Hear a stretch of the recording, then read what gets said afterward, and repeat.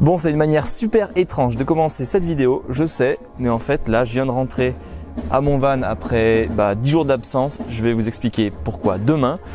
Et en fait je suis complètement en panne, je suis bloqué dans le centre-ville.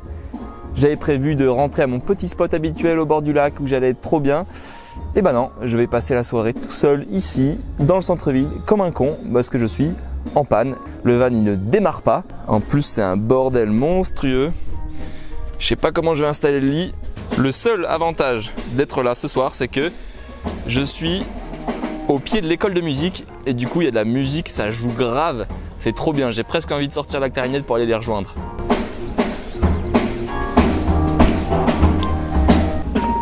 Enfin bon, c'est la vie. À demain.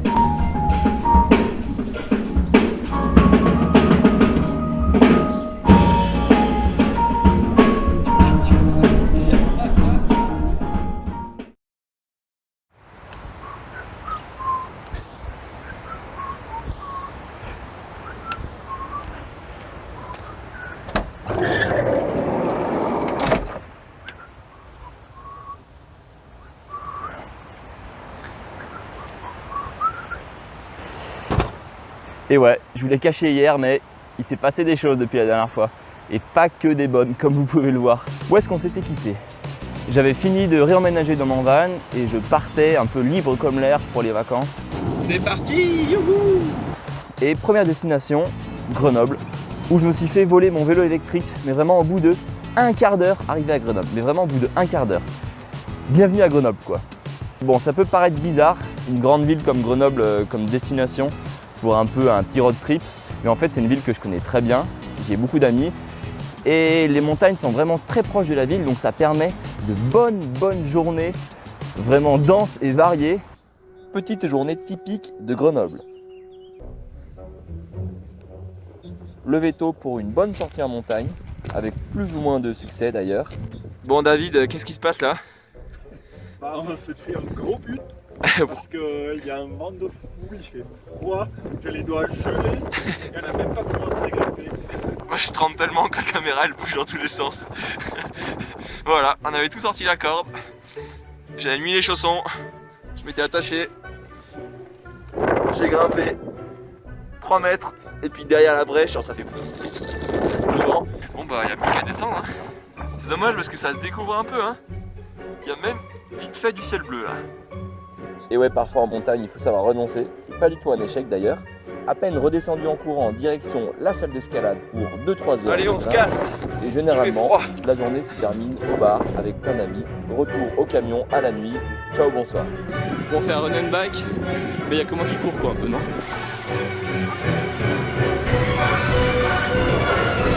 Non, ça fait pas. Ça marche pas.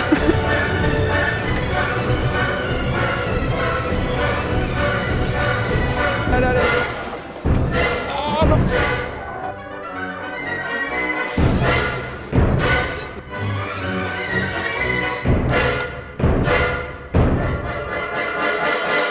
Allez, bonne nuit. Et puis des fois ça se passe bien, et des fois... Je vois plus la voix. Ah.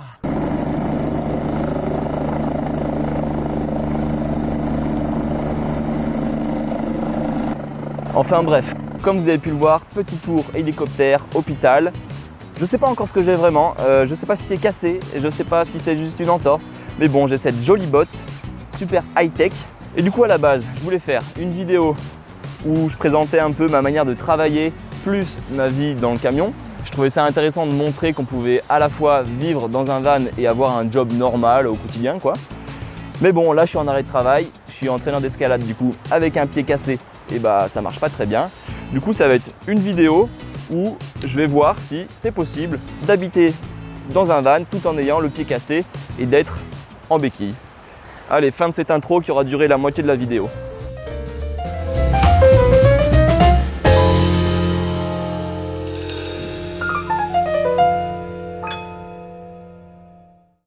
Bon, en fait, pour ceux qui n'ont jamais vu mon van, c'est un combi T3 Volkswagen de 99 et à l'intérieur, ça ressemble à ça.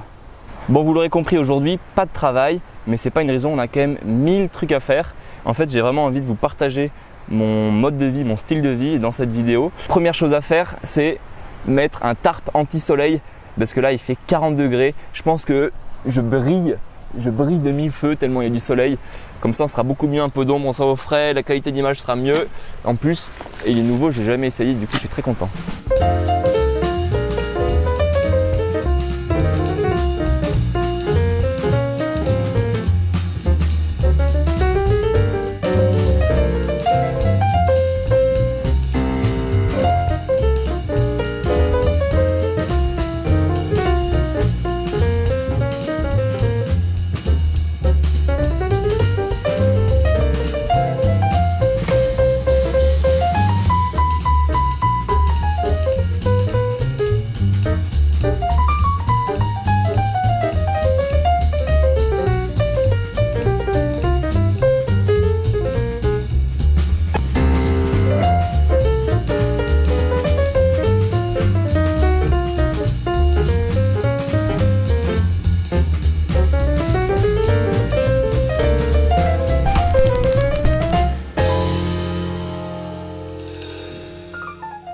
Bon, vous en penserez ce que vous voulez, mais moi, pour une première installation avec des béquilles, je trouve ça pas mal.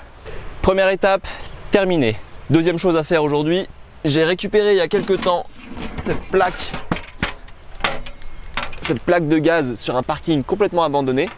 Je voulais en acheter une, du coup ça tombe vraiment bien. Le seul souci c'est que, je sais pas si elle marche. Du coup on va essayer ça. J'avoue que c'est un peu flippant. Bon, ça c'est la plaque de gaz, la bonbonne, tuyau et détendeur. Il me faut petit tournevis aussi, petit tournevis. Autant de plastique pour un simple tuyau. Enfin, j'ai mis un coup de ciseau pile dans la notice quoi. Je suis vraiment un tocard. Oula, pour faire rentrer ça. Putain, comment on fait pour rentrer ce truc là? Extrême. Là, ensuite ça. Oh, si c'est encore la même merde, ça va être chiant là. Vous voulez voir un truc extrêmement décevant? Je vous montre. Cette bouteille de gaz, je voulais la mettre là, à la base. Ça aurait été parfait. Et elle ne rentre pas pour, je sais pas, mais un demi-centimètre quoi. Je suis trop deg. Bon, maintenant la partie la plus flippante, connecter le gaz à tout le bazar que je viens de monter.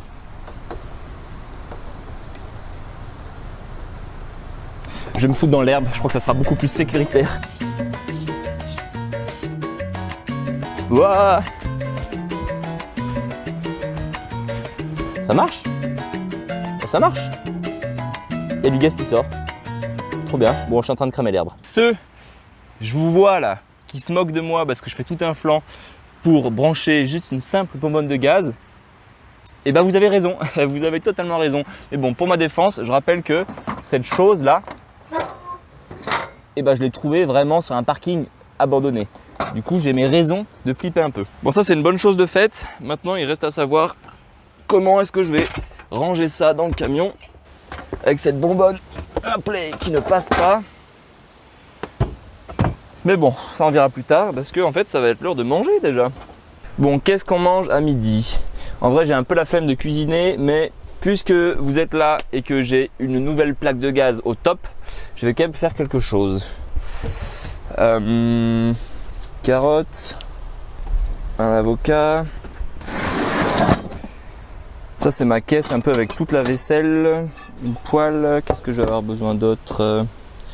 Une planche à découper qui est vraiment un bout de parquet.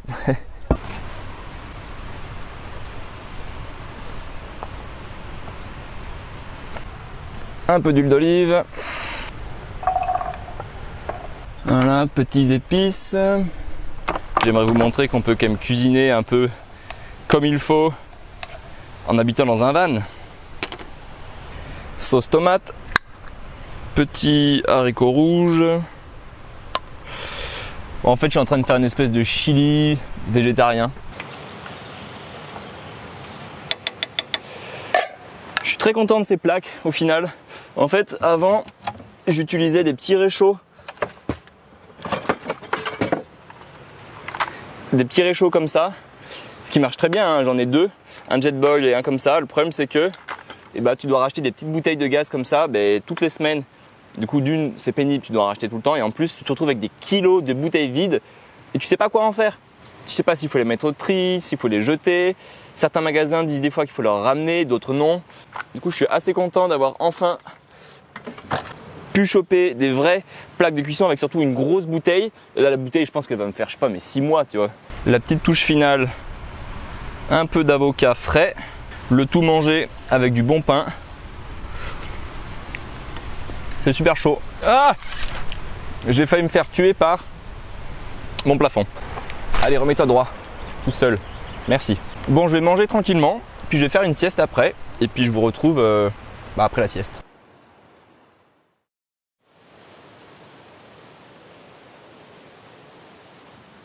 Les amis, il fait une chaleur, c'est absolument extrême. Au programme de cet après-midi, il va falloir que je fasse une lessive. Vous allez voir, ma machine à laver, c'est très impressionnant. Et surtout, il va falloir que je me déplace parce que c'est à 3-4 km d'ici. Sachant que je ne peux pas marcher, enfin si un petit peu mais pas très loin avec les béquilles. Je ne peux pas conduire. Du coup, d'après vous, comment est-ce que je vais faire? Tadam, le vélo. Et ouais, là vous vous dites mais comment il va faire du vélo à une seule jambe le type? Et je vous promets que c'est possible. Vous allez voir ça dans 2 secondes. Voilà. Faut juste pas tomber quoi. Et puis c'est un peu lent aussi, mais bon, franchement ça va nickel hein.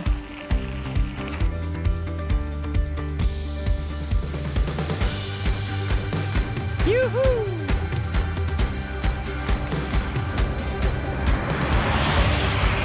J'adore, les gens ils me regardent trop bizarre. Si vous vous demandez comment je fais mes lessives, si je vais dans une rivière d'eau pure des Alpes, que je frotte mon linge contre des cailloux avec de l'essence de sapin fraîchement récoltée, avec en toile de fond de la verdure et une musique inspirante, non, je vais au Love-O-Matic comme à peu près tous les gens qui n'ont pas de machine à laver. J'aimerais profiter d'être dans ce lieu un peu magique en attendant que ma lessive se fasse pour vous parler un peu de ma vision des choses quant à la vie en van et compagnie. En fait, il faut vous dire que je pense que vous ne me verrez jamais avec ce van partir à l'autre bout de la terre, faire des milliers de kilomètres pour 2 raisons. D'une part, moi je prône l'idée que pas besoin d'aller à l'autre bout de la planète pour vivre des aventures extraordinaires et pour être dépaysé. Rien que la France c'est un pays extraordinaire. Je connais environ un 1/8 de la France, donc faire toute la France avant, puis après il y a l'Europe, etc. Enfin, c'est infini. Et la deuxième chose, c'est sur le plan bilan carbone. Faire des kilomètres et des kilomètres avec ce van qui consomme environ 15 litres au 100, pour le bilan carbone, c'est une horreur. Enfin, c'est terrible, c'est terrible. Et du coup, moi qui suis quand même un peu engagé pour l'environnement, en fait, j'essaie de faire de plus en plus de choses pour vraiment abaisser au maximum mon bilan carbone. On va en reparler, je pense, dans les vidéos à venir. C'est vraiment un peu mon leitmotiv et c'est ce que j'ai envie de montrer aussi dans ces vidéos. Ma vision de la vie en van, c'est je bouge à un endroit et puis ensuite j'y reste. Un peu comme si je louais un appartement, puis je rayonne autour avec le vélo comme j'ai fait là, ou en stop, ou à pied, etc., etc. Puis après, si je me déplace, tac, je fais la route avec le plus possible de blablacar pour rentabiliser le trajet sur le plan carbone. Pareil, je reste au même endroit, etc., etc., etc. Donc je suis désolé si j'en frustre certains. J'espère que vous allez vous abonner quand même. Mais voilà, je partirai jamais à l'autre bout de la planète avec mon van. Désolé.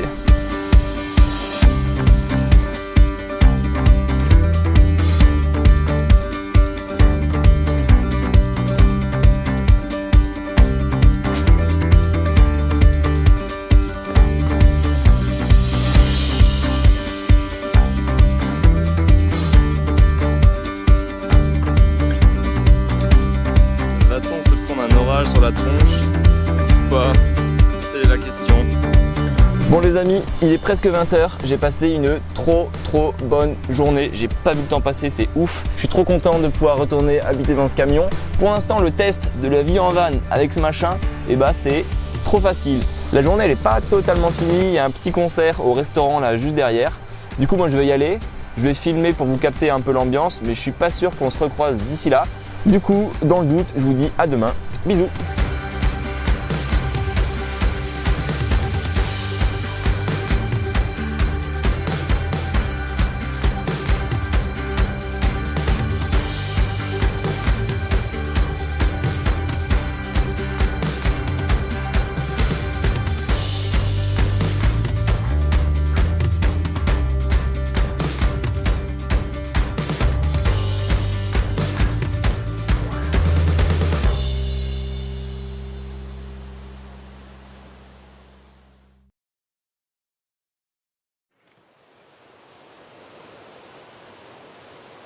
Il est 9h du mat. Ma foi, j'ai bien dormi, encore une fois. S'il y en a qui se demandent si vraiment on dort bien dans un van comme ça, bah la réponse est oui. Et c'est pas des bonnes nuits par rapport à ce qu'on pourrait avoir dans un vrai lit. Non, je dors vraiment comme dans un vrai lit, quoi. Enfin, si je dormais mal, j'habiterais pas dedans 6 mois dans l'année. Hop. Waouh. Ah. Bon, vous voulez quoi pour le petit-déj? Ouais, tiens, d'ailleurs, je voulais vous montrer ça. À l'avant, j'ai pas de rideau, mais en fait, j'utilise des matelas de camping. Voilà, c'est beaucoup moins cher que d'acheter des trucs exprès pour les fenêtres. Des 4, 10 balles, t'as des matelas, et avec ça, j'ai réussi à faire tout le contour du camion. Comme ça, quand il fait vraiment froid ou vraiment chaud, et je le mets pour être bien isolé.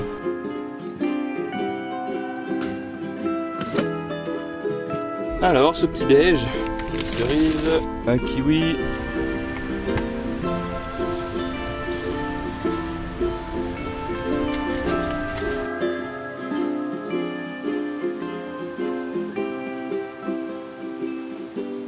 Bon les amis, au programme ce matin, il y a encore quelques trucs que je ne vous ai pas montrés, notamment petite séance de sport, muscu, renforcement, haut du corps, les bras et compagnie. Et ça me fait penser que je vous ai pas du tout montré l'endroit où j'étais posé. En fait, je suis posé à la base d'eau vive, la base de kayak de Bourg-Saint-Maurice. Le copain qui est venu me chercher hier, c'est lui qui gère cette base et du coup il m'a gentiment proposé de venir ici pendant ma convalescence. Du coup là moi j'ai le droit à un petit coin là-bas, tout mignon. Puis voilà, là il y a des kayakistes un peu partout, hein, des kayaks.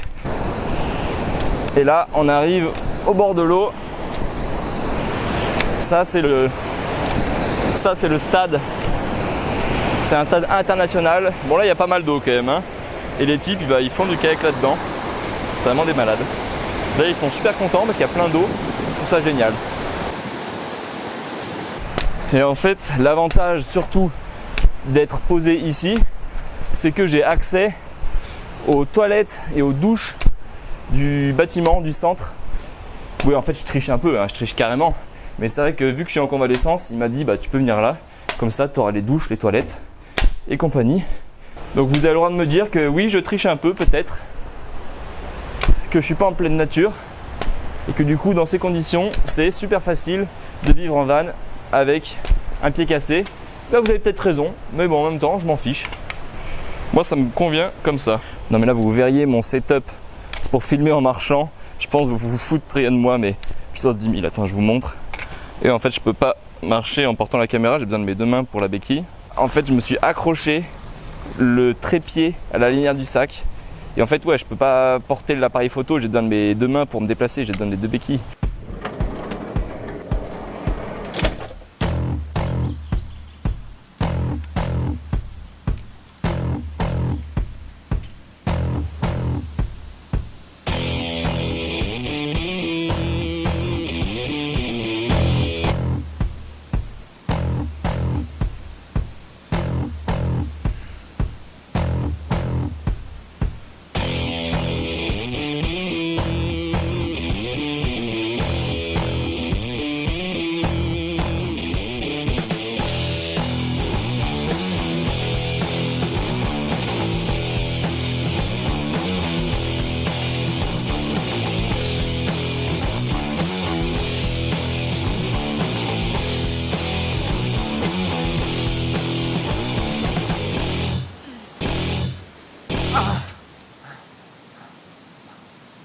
Bonne séance. Bon les amis, ça fait un peu plus de 24 heures qu'on est ensemble, ça va être la fin de cette vidéo. Conclusion du test, peut-on vivre en van avec un pied cassé? Oui, c'est tout à fait possible, la preuve. Du coup, si vous voulez vous lancer, ne vous mettez pas de barrière, vous n'avez aucune excuse. Moi là, je vais aller préparer mes affaires parce que je pars en bivouac. Et ouais, je pars en bivouac avec mes béquilles, mon pied cassé, ça va être rigolo. Pour moi, c'est ce soir, pour vous, c'est pour une prochaine vidéo. Du coup, abonnez-vous si ça vous intéresse. Et puis je vous dis à la prochaine. Ciao, bisous.